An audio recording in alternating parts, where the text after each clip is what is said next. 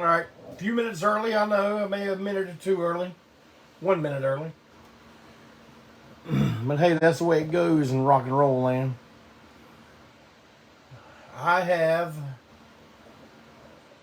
I'm attempting new technology for old JC tonight. I don't know if you noticed or not, but nothing is backwards. Look at that.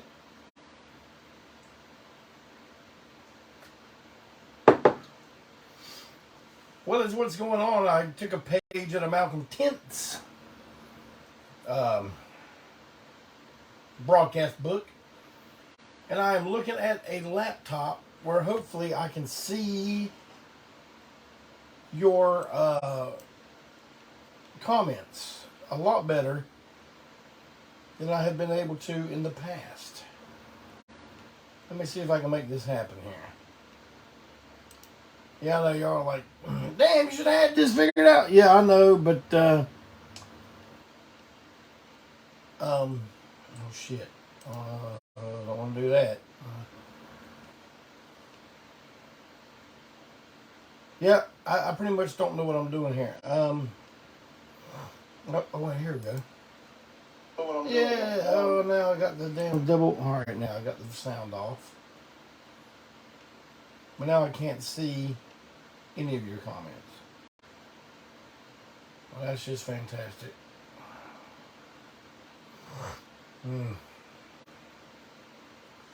Yeah, I know you're like, damn, Jeff Clay, we didn't tune in to see you do some trial and error.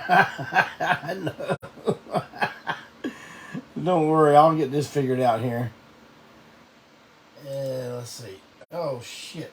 Now I'm full screen. I can't see none of your comments. There's that double audio again. Hold on, y'all. All right, now I see your comments.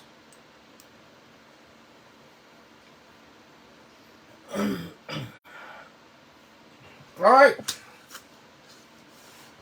You no longer have to wait because this is the date. You are not late. It's going to be great. Try not to be too sedate. You no longer have to wait. Here we are at 8 for Break On 3. I don't know if you noticed or not, but there are a heck of a lot more words to rhyme with 8 than there are with 5. So that's a good start already. Man, I got a lot to discuss tonight. A lot of stuff to show you.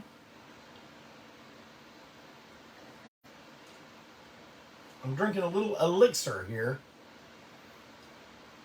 of Blackberry Brandy, lemon juice, and honey. Not for my voice, but for a cough. I've got a cough I've had the last couple of days. It always seems to happen at night. I tend to keep the first lady up with my damn coughing, so I make this little elixir. Actually, she's the one who made it for me first. And this helps calm my cough until I fall asleep, which once I lay down and strap in that mask, it usually doesn't take very long. Besides, you all know I'm working class. I've been up since 4 o'clock. But I really like this starting at 8 o'clock so far.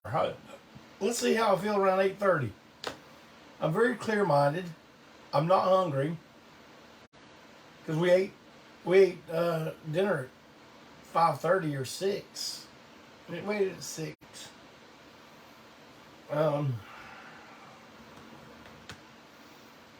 It actually feels good. I see how I can't see. Oh, there's only. Okay, there I'm seeing some comments. Let's see what we got going on here. If I can do this without messing anything up. One thing says I have 9 viewers. The other thing says I have 24 or 28 with us right now. You know what? I don't care about numbers. I don't care about polls. Take that any way you want. But have y'all seen this?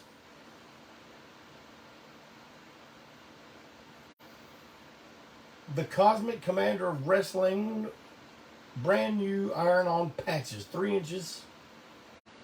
They're now available at the Big Cartel store. There's not very many of them, so if you want one, order quickly, or you can probably get one at the 40th anniversary show on September 30th at Ground Zero in Spartanburg. See that beautiful poster back there behind me? Shit. Yeah, okay, I'm pointing right. See that back there? Courtesy of Johnny Fink. Assembled by my main Mike Cook. Those are going to be available at the show for sale.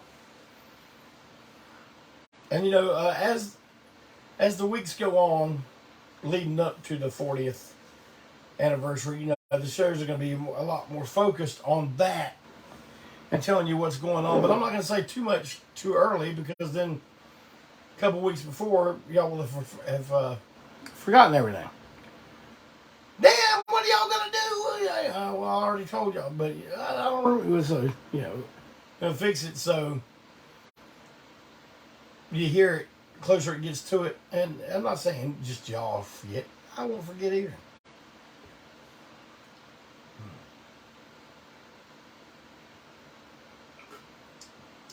Can you drink? Blackberry Brandy live on Facebook? Guess we'll find out soon enough, huh?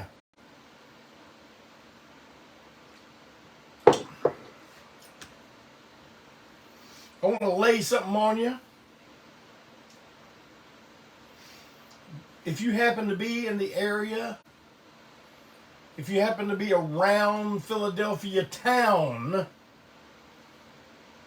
this coming Thursday night, then you need to scoot on down to the Underground Arts.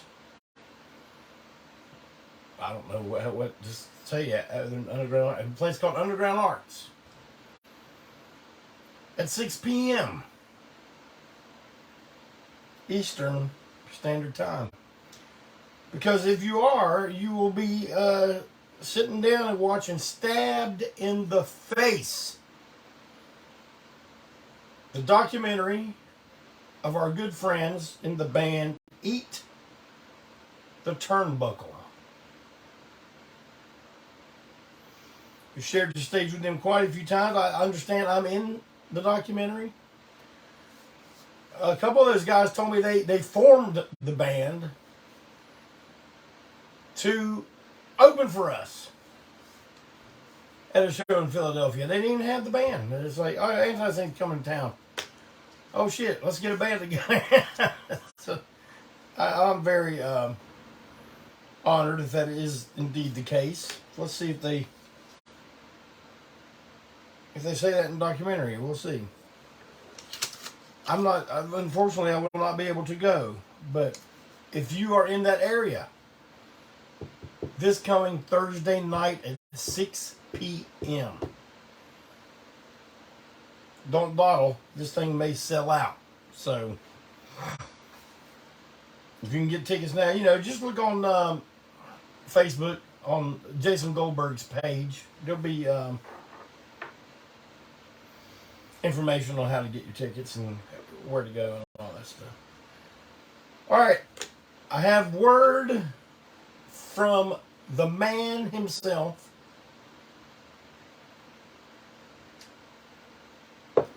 Walt Wheat wants me to tell y'all that the knives, the handmade commemorative, hold on y'all.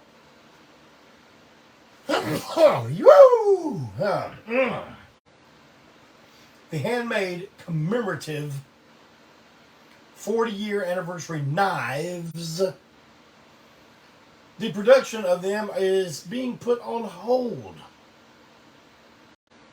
for a few days, perhaps a week, because here's what's going down around Hattiesburg, Mississippi town. Walt's telling me it's getting to be like 115 degrees during the day there. So,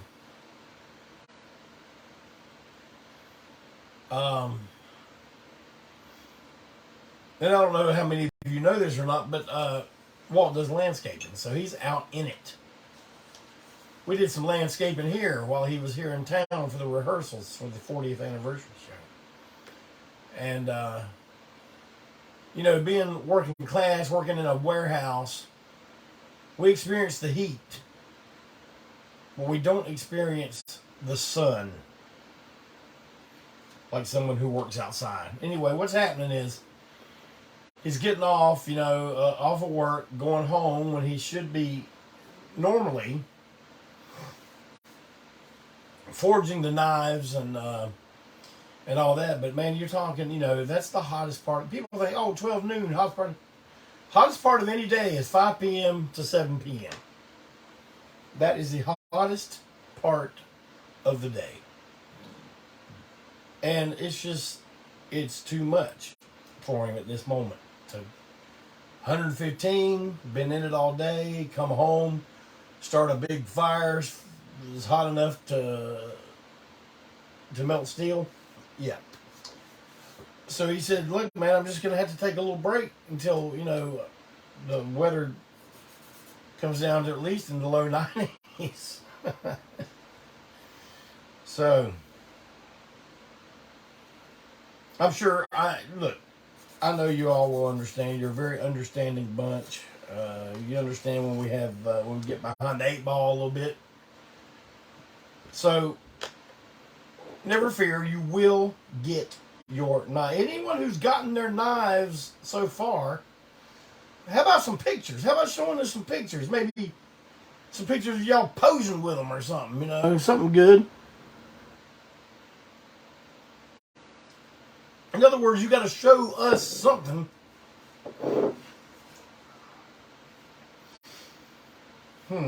Oh, yes. As if we haven't run it down your throats enough already. Do not forget, Great Disasters is still on sale. We still have some. But I'll tell you the truth, the radiation sunburst is getting very, very low. So low to the point that I do not think we will have the radiation sunburst at the anniversary show. Because that's still 7 weeks away. So, yeah. If you want that radiation sunburst, I suggest get on the scene like a record ordering machine and get that tonight. Do not dawdle. Get it.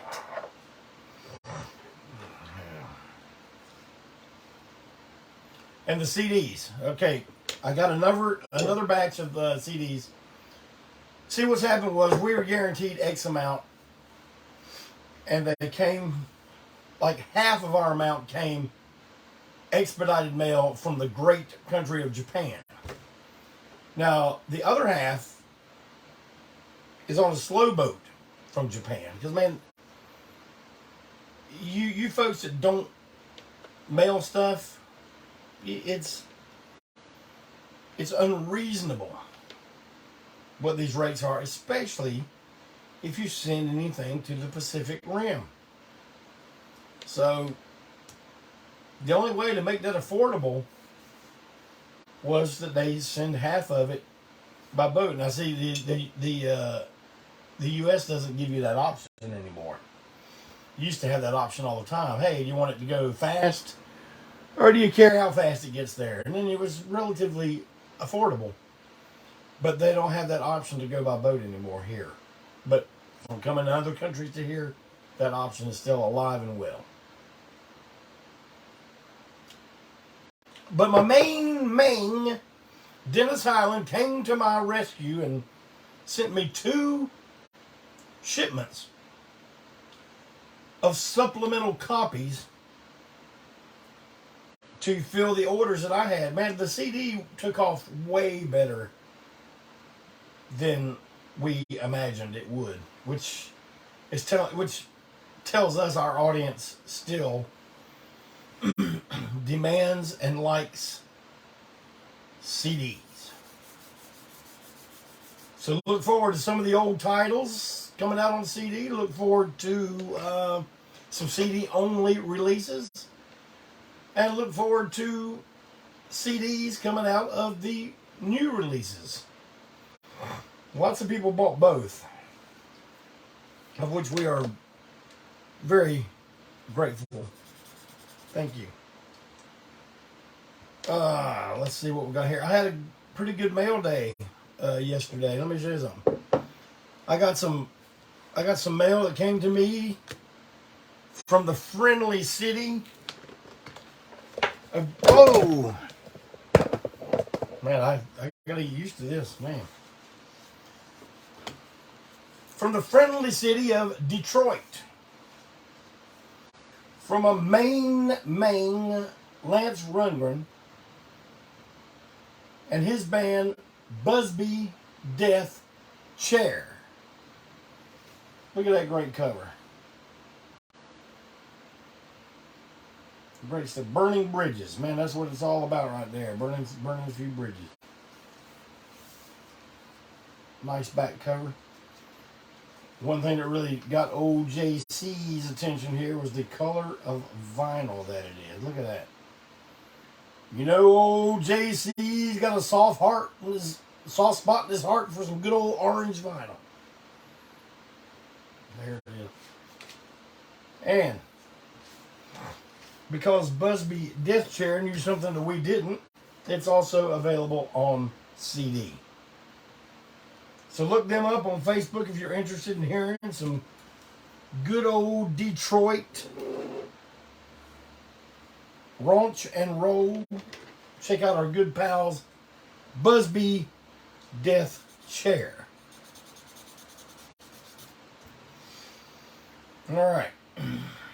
Man, I didn't have a top 10 prepared for tonight.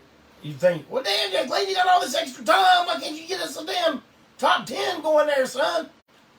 Man, I'll tell you something. It's been my tagline for the last few months. I always thought, well, you know, when I get to be around 55 or 60 years old, which I'm right at 60's door right now, only a few months away, I'll be 60 years old.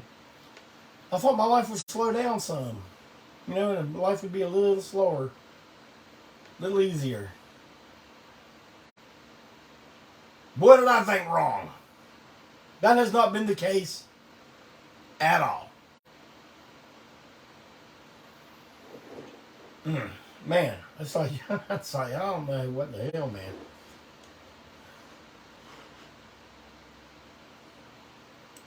Morticia says, I'm surprised about the CDs. Guess I'm out of touch.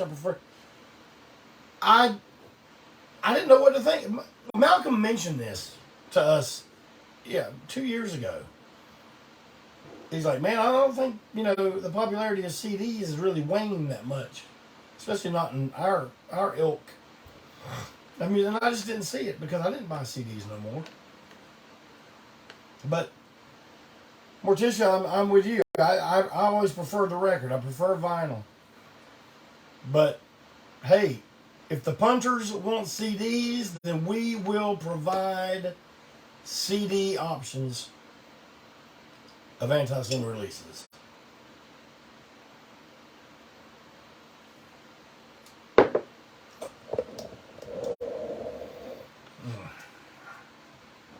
See, I'm watching the damn playback here on a delay, so I don't know how things look on the camera or what. Like I might just completely move it to where you can't even see me anymore.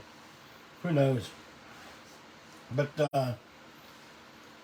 man, I got a lot coming up on Long-Haired Weirdo Records. The very next one, Long-Haired Weirdo 005, will be A Fine Stew. The very best of Self-Made Monsters so far.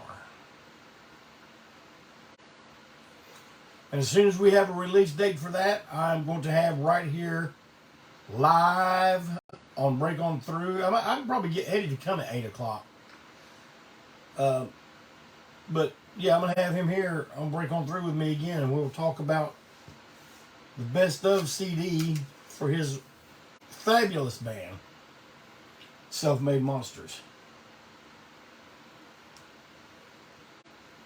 Yeah, I see a lot of people saying, yeah, you know, we can't play vinyl in the car. And that's true. That is very true. But do y'all still have CD players in your car? Last CD I tried to play in my car got hung and kept going bzz, bzz, bzz, bzz, and, the first lady and our daughter was in the car with me, and I grabbed that damn CD. I grabbed it, jerked it out of that machine, and just, I don't remember if I broke it or if I just threw it out the window. Or if I broke it, then threw it out the window. I made some kind of big production. They got a good laugh out of it. They still talk about it to this day. But I've not ever put a CD back in that CD player. But what do I know? Long-haired weirdo number 006 will be a co-produced project with me and my main Bobby Gunstrom. And it will be a 7-inch single, a split single between Joe Buck Yourself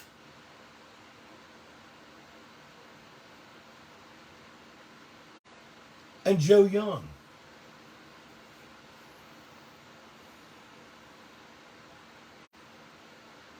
So,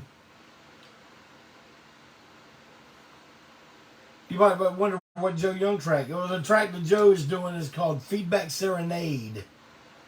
And it is an ambient type piece put together by Malcolm Tent. And I know to hear me say that, y'all are but I'm telling you, it is really entertaining, and I think you're really going to dig it. I wouldn't say that if I didn't believe it. And I do believe it.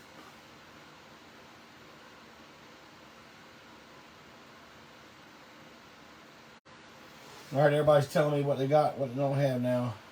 Man, this is good, being able to see y'all's comments. Like, I can actually see them. And I can scroll up and down without touching the damn phone.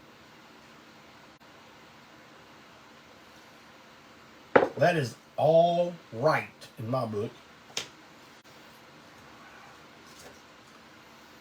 Have I ever told y'all the story about my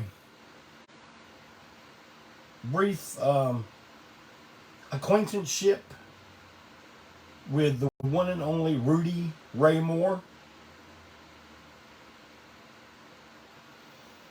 Otherwise known as Dolomite. I'll wait for the delay to catch up and see y'all's answer. Have I ever told you that story? Because I told Walt Wheat that story today, and he says, "Man, that'd be a good one for Break On Through." I don't know if I ever told it. There's actually a 2-part story that involves Rudy Ray Moore, and it also involves Ace Frehley.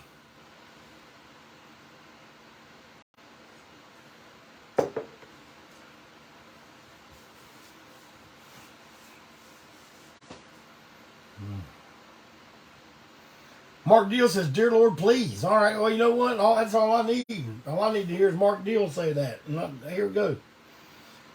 My main Mike Cook, whom I have become reacquainted with after pretty much a 30-year absence. Or at least 20. Not by either of ours decision. It just kind of happened, you know. But at some point along the way, back when we were hanging out with each other in the early 90s, we've been hanging out since the early 80s. His band played one of their first shows at the very first ANTiSEEN show in Boone, North Carolina in 1983. Somewhere along the line, man, we all became very big Rudy Ray Moore fans. We were watching the films Dolomite, The Human Tornado, Petey Wheatstraw, The Devil's Son-in-Law, The Disco Godfather, all that solid gold stuff, Monkey Hustle, all that solid gold stuff, man. Matter of fact, right there hangs a poster autographed to me that my friend Mike got autographed from Rudy Ray Moore himself. I unfortunately never met the man in person, but during the course of time, Mike Cook got Rudy Ray Moore's phone number. Well,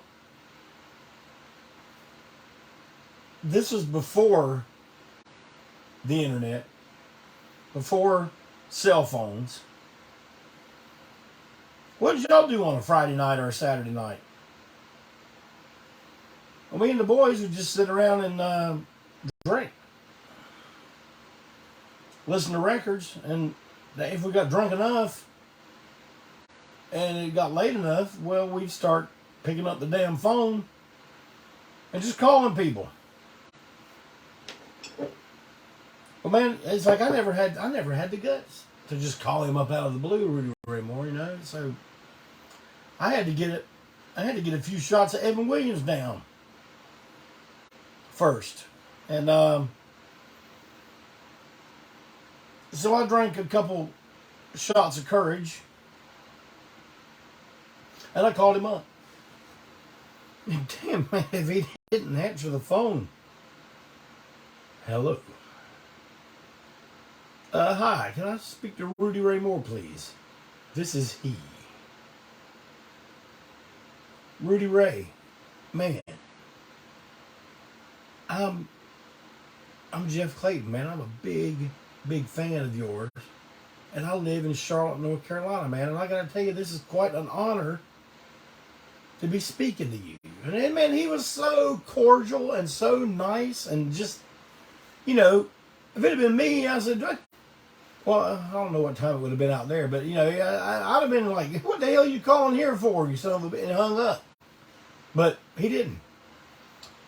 And unfortunately, I had to be a couple shots of Evan Williams into the game before I could get the nerve up to call him. Because I didn't know what to talk to him about. Man, I was nervous. I admired this guy. But one time I did have a reason to call him. That reason being that we were going to be in Los Angeles. And we told him, man, we're playing in LA on this date, and if we get there early enough, we would like to come by and pick you up and take you out for dinner. We're going to take him to a damn steakhouse, if they even have steakhouses in California back then. Oh, now, they probably had them back then. But, and man, this was going to be like the highlight. There was a lot of highlights, a lot of lowlights on that tour. That's a whole story altogether. I probably talked about it before, but you know, we're 3.5 years in now, so it's probably time to start repeating a few things. But I was looking so forward to this, man. And I just remember a couple days before getting to LA, you know, Joe Young was always reading the paper, listening to the news, on the radio and everything, and he just said to us, he goes, man, he goes, the day we pull into Los Angeles, that's the day they're going to do the Rodney King verdict. And we're just like, yeah, so what? And he's like, well, you don't understand, man. If that verdict doesn't go the way a majority of the public wants it to go, there is going to be trouble. And most of us are probably like, yeah, so what? Well, the day came, and there was trouble. Lots of it. Big trouble. And like I said, this is not the day of cell phones. So we pull over to the house, and one of the guys that was working at Flipside Magazine, and he's just like, y'all know what's even going on, man? No, but we've seen smoke and helicopters, and he said, well, come check it out. And he showed us on the news what was going on, and he's like, y'all might want to get out of town as quick as possible. And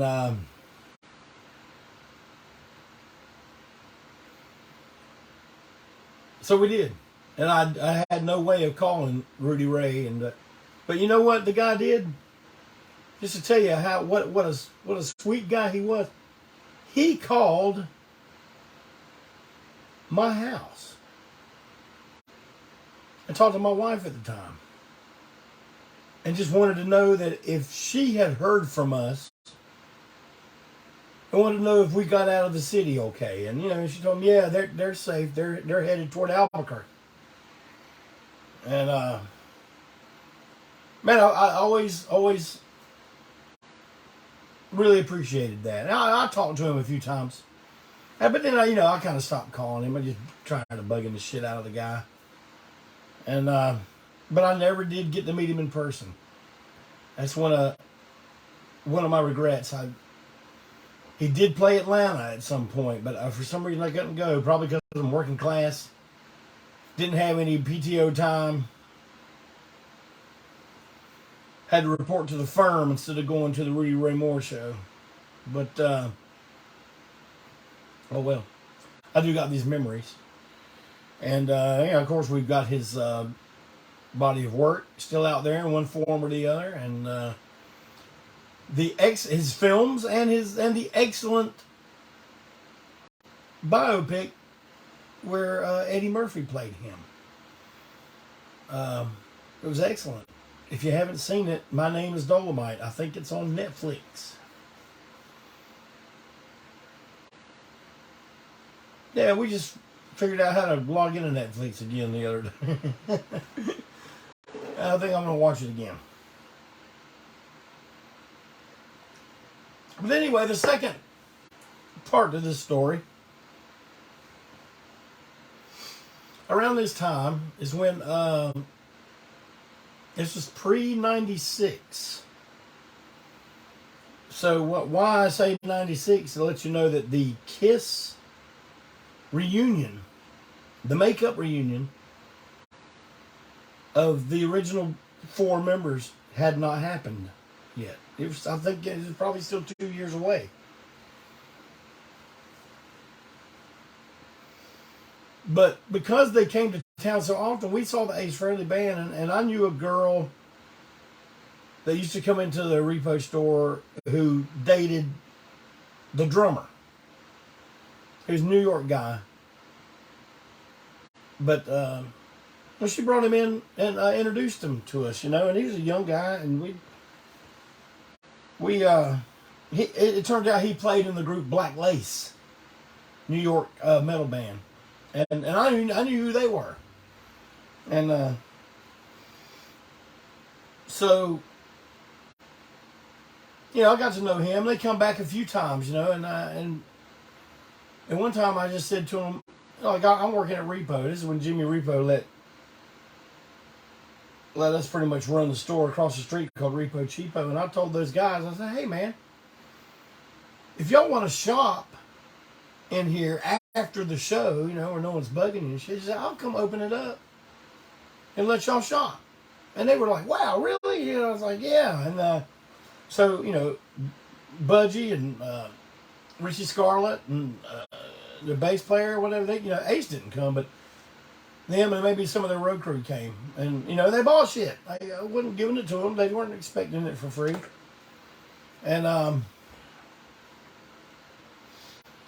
so in return, they gave me a backstage pass to one of the Ace Frehley shows, and he's playing club shows. And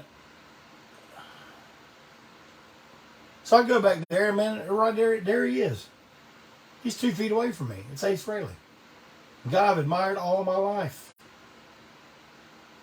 And I know y'all think, well, damn, Clayton, you're damn loud and running around. I'm not. I'm really a shy person in real life. I'm just standing there. I didn't know what to say. What am I gonna say?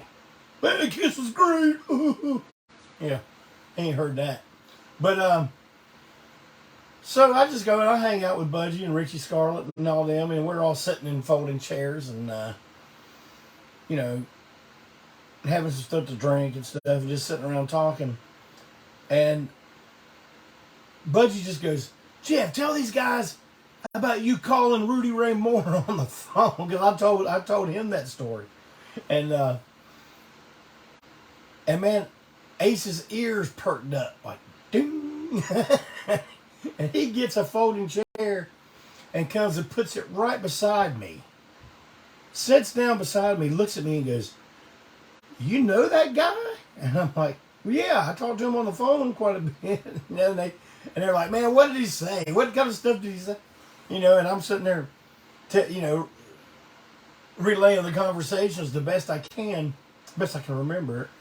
Probably could remember it better then than I can now. But Ace was just looking at me with this big grin on his face, like he's just hanging on every word he wanted to hear. You know, some of that good, solid gold that Rudy Ray Moore was laying down, and and then he did that laugh, like, and slapping his knee and stuff. I had Ace Frehley's ear for a little bit, and man, that was really cool. Like a completely neutral moment with one of your heroes, But so I'm getting ready to leave, and he's over there at the little place where they had food out for him, getting a little something on a plate or whatever. And on the way out, I was like, I gotta say something, man. I'm like, hey, man, I just want you to know that Kiss was so important to me, man, growing up. And he's like, I loved you guys, I still do, But he just kind of like, yeah, okay, thanks.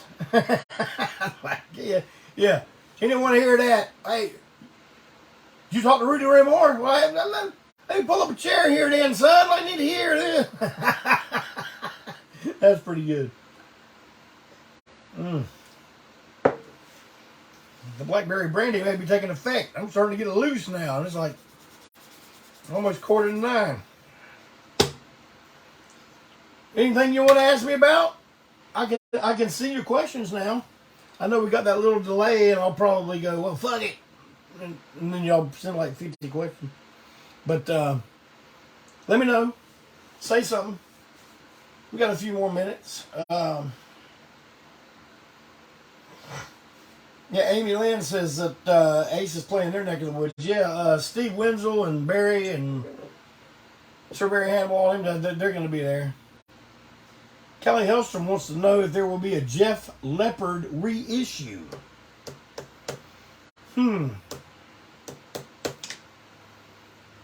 I doubt it. I seriously doubt it.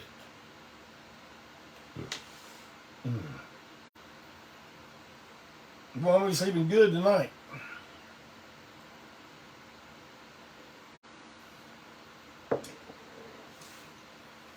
Might I suggest Blackberry Brandy?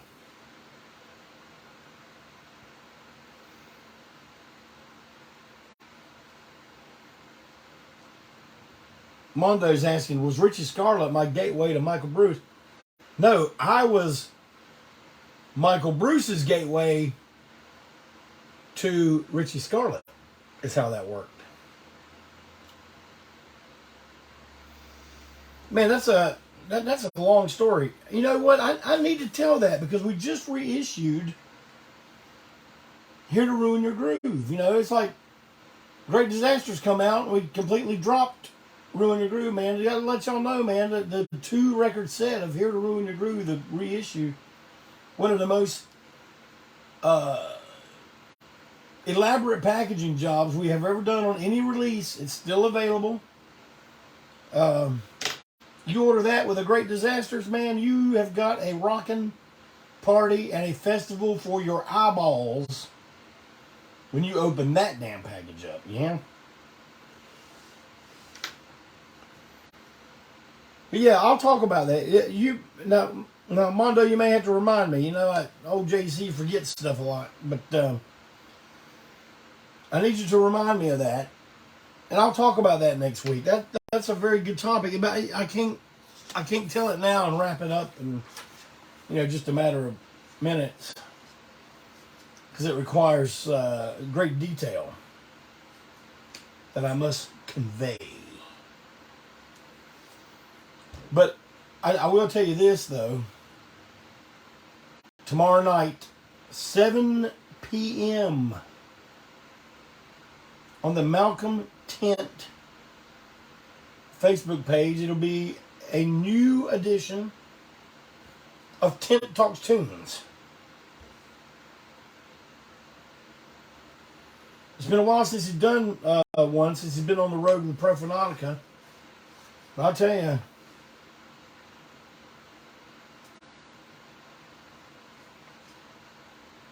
he's got a story to tell. It's going to be a good episode. I've heard the stories. I'll watch the episode anyway. I hope he got his Great Disaster so he can do an unveiling for you.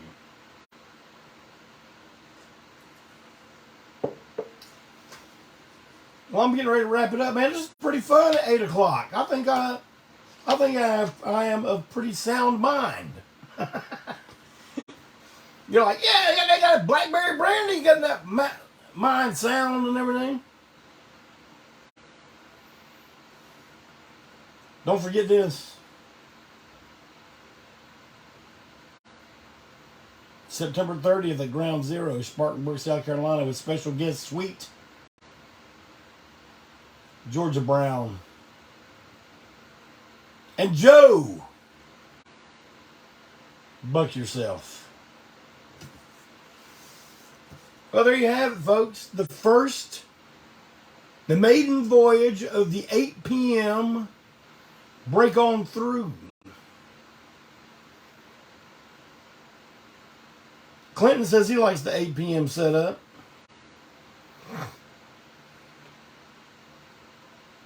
Everybody else, you digging the 8 o'clock time slot? I'm seeing some thumbs go up. There's a few people I notice not here live with us, but you know, you can catch it on the replay, provided I don't delete the whole damn thing. Never can tell. But man, as always, I appreciate you, each and every one, being here with me this evening. I never take y'all for granted. I appreciate it. And I'll see you next week. I'm trying to have some good stuff to talk about. If Mondo reminds me, I'll talk about